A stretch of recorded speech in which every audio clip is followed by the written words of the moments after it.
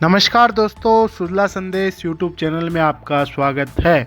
Bharatiya Janata party के प्रत्याशी खेमाराम मेघवाल के समर्थन में सुजानगढ़ विधानसभा क्षेत्र में होने वाले उपचुनाव को लेकर बीजेपी के चूरू लोकसभा क्षेत्र से सांसद राहुल कसवा, रतनगढ़ विधायक अविनेश महर्षि, बीजेपी जिला अध्यक्ष धर्मवीर पुजारी, बीजेपी के प्रदेश उपाध्यक्ष माधुराम चौधरी, पूर्व जिला अध्यक्ष वासुदेव चावला सहित अनेकों नेताओं ने सुजानगढ़ के अथुणा क्षेत्र का दौरा कर बीजेपी प्रत्याशी खेमाराम मेघवाल के समर्थन में वोट मांगे।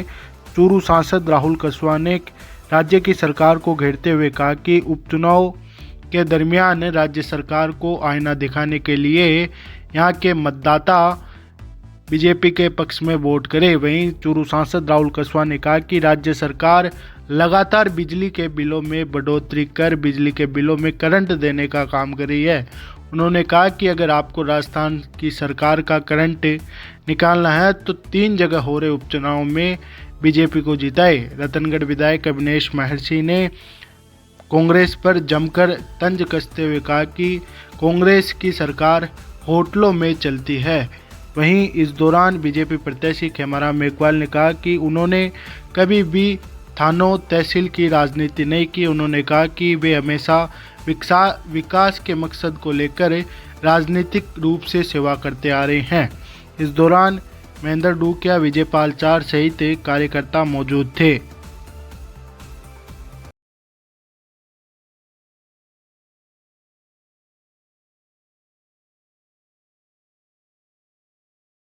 ये शब्द ही गलत कहा, काले कृषि कानून ऐसा नहीं है।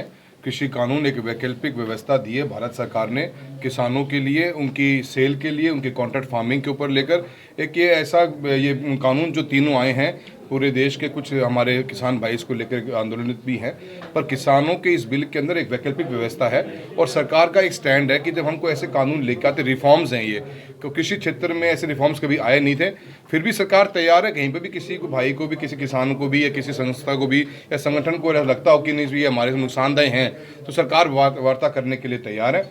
मैं चूरू के परिप्रेक्ष्य की बात करूंगा। चूरू के अंदर एमएसपी की परचेजिंग किस मात्रा में होती है हम सब जानते हैं। हमारे क्षेत्र के किसानों को एक अच्छा मौका मिलेगा क्योंकि आज की तारीख में भी अपना प्रोड्यूस को सेल करने का, दिल्ली जाओ चाहे बीकानेर जाओ, कहीं पर भी जाओ, किसान अपना माल बेच सकता है। और जो कॉन्ट्रैक्ट फार्मिंग की जहाँ तक बात है, एक ऐसा ऑप्शन दिया है किसान को कि वो अपनी उपज के बारे में, पर लोगों को भ्रमित करने का काम भी किया जा रहा है। मैं तो सभी किसान भाइयों से निवेदन करता हूँ, जो आंदोलन कर भी रहे हैं उनसे निवेदन करूंगा कि वार्ता करके ही अपन कोई हल निकाल सकते हैं। वार्ता पे जरूर उनको आना चाहिए।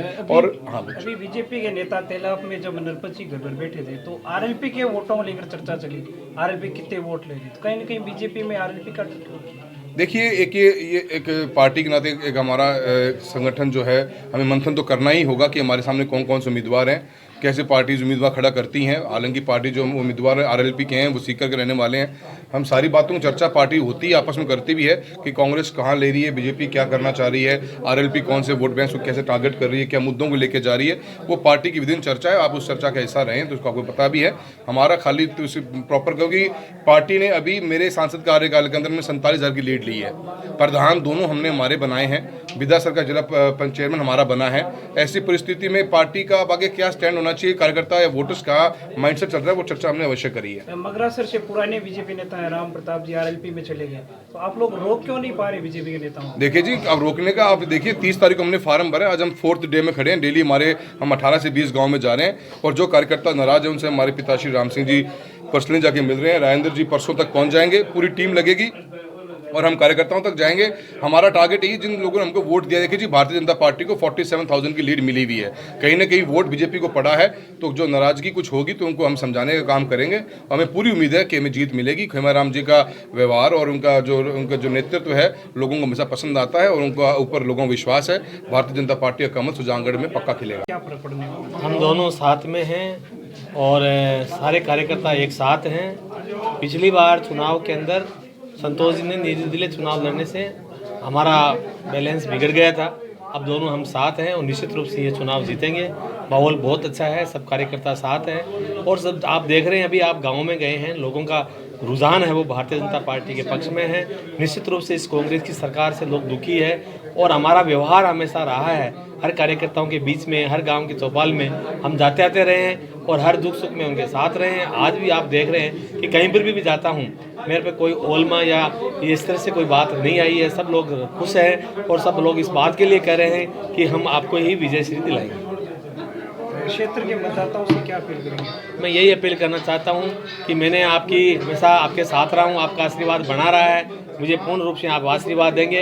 ये चुनाव बहुत महत्वपूर्ण है, इस चुनाव में मुझे मतदान करेंगे और मुझे विजय से दिलाएंगे, ये मुझे पूर्ण विश्वास है। मेरे